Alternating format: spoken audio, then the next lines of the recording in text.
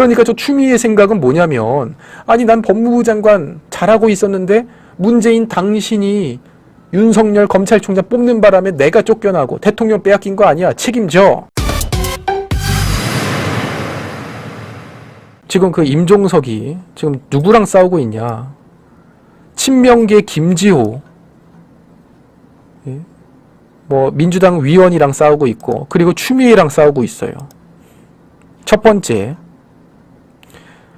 친명계 민주당 김지호 당대표 정무조정 부실장, 그러니까 이제 이재명의 최측근이죠.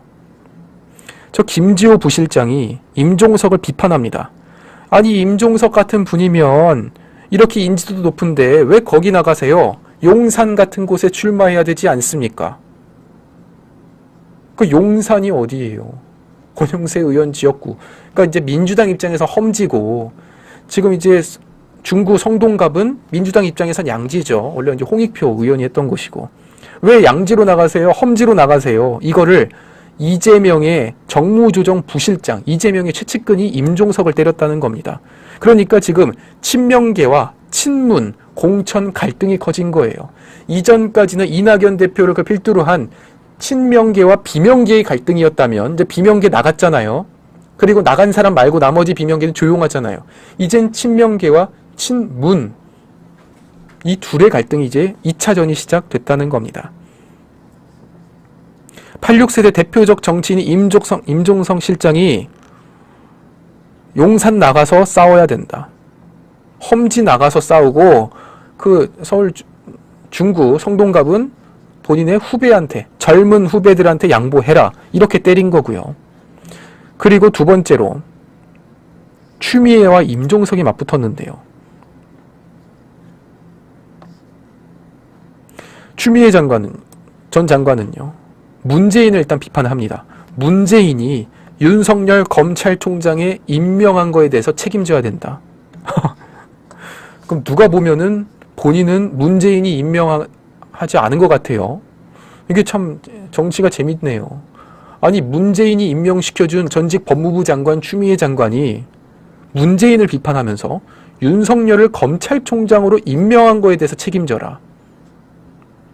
그러니까 저 추미애 생각은 뭐냐면, 아니 난 법무부 장관 잘하고 있었는데 문재인 당신이 윤석열 검찰총장 뽑는 바람에 내가 쫓겨나고 대통령 빼앗긴 거 아니야. 책임져. 뭐 이런 비판을 하고 있는 거예요.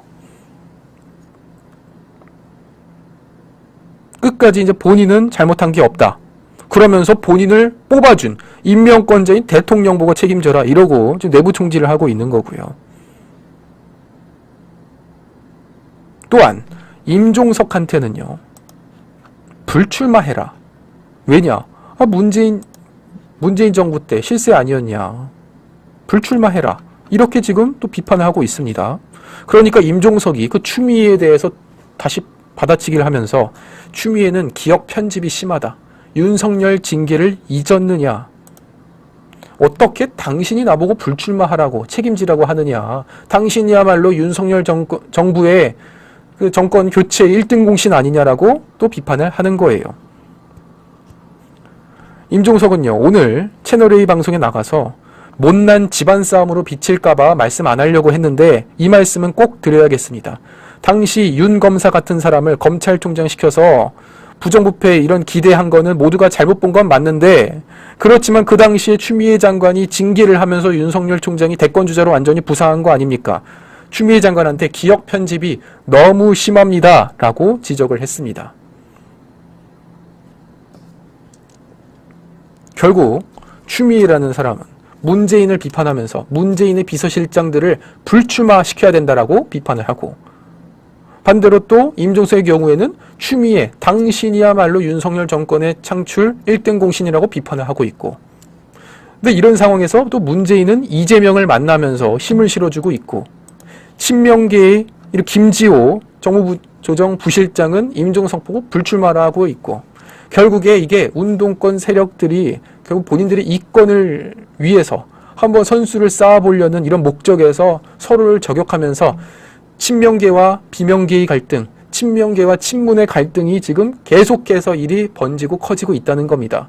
제가 이런 장면들을 보면은 뭘 느끼냐면, 확실히 이낙연 대표가 정무적인 판단은 있구나.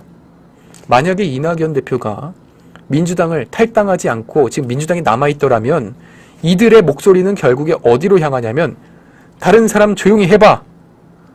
당시 당대표였던 이낙연 대표 당신이 답을 해. 라고 결국 그 화살이 이낙연 대표를 향했을 거예요. 그런데 지금 왜 못합니까? 이미 나갔잖아요. 나간 사람한테 책임지라고 어떻게 합니까? 그러니까 이낙연한테는 뭐라 못하고 이미 나간 사람한테. 그러니까 결국에는 그 외에 사람들한테 계속 화살을 서로 쏘면서 내부 분열이 이루어지고 있다는 거죠. 그러면 이낙연 대표의 생각은 뭐냐? 일단 지금 민주당은 망할 것 같으니까 잠깐 나가 있다가 이번 총선에서 이재명 민주당이 폭망을 하면 내가 다시 들어가서 접수를 하겠다라는 생각인 것 같은데, 그런데 이게 중요한 지금 실수가 뭐냐면 지금 이낙연 신당 이름이 개혁 신당을 베꼈었죠. 개혁 미래당. 그러면서 당 이름을 이렇게 만든 이유는 이준석 신당과의 합당도 고려한 것이다. 뭐 이런 주장을 펼치고 있는데, 이낙연 대표는 잘 생각해야 돼요.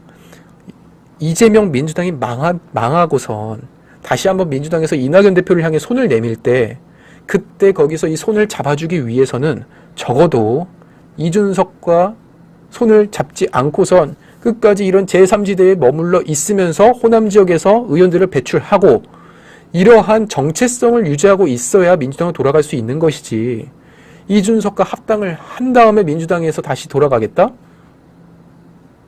이거는요, 이낙연 대표 입장에서는 정말 최악의 정무적 판단이 아닐까 싶습니다.